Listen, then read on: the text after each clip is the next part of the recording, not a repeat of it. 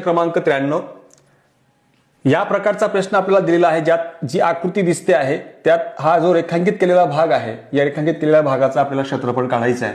आणि या ठिकाणी हा चौरस जो दिलेला आहे, तुम्हाला याची प्रत्येकाची बाजू 10 दिली आहे, म्हणजे याचा अर्थ चौरस आहे तर सगळ्या बाजू त्याच्या 10 असणार आहेत. आता हे संपूर्ण चौरस क्षेत्रामधून जर आपण या ठिकाणी जे रेखांकित केलेला भाग दिसतोय तो जर आपल्याला काढायचा असेल तर हे अर्धवर्तुळ आहे. हा एक अर्धवर्तुळ, दुसरा, तिसरा आणि चौथा अर्धवर्तुळ आहे.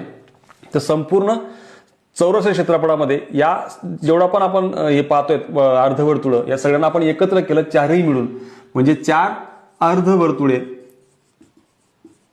मिळून आपल्याला 2 पूर्ण वर्तुळे मिळणार आहेत.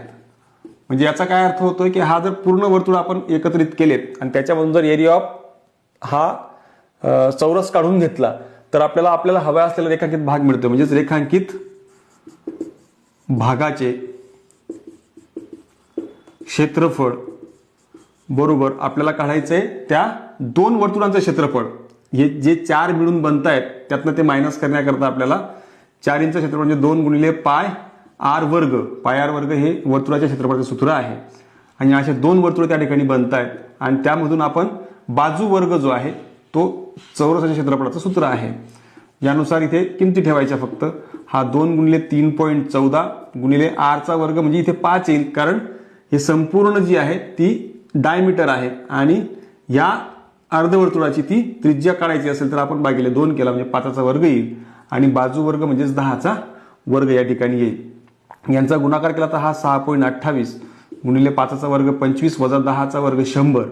इथून 25 कॉमन काढला. सोपं करायचा प्रयत्न करतोय म्हणजे जेणेकरून आपल्याला कॅल्क्युलेशन लवकर व्हावं. तर हा इथे येईल 25 कॉमन काढला तर 6.28 वजा इथे 25 चोक 100, 25 आणि 6.28 मधून 4 गेले या ठिकाणी 2.28 मिळतात.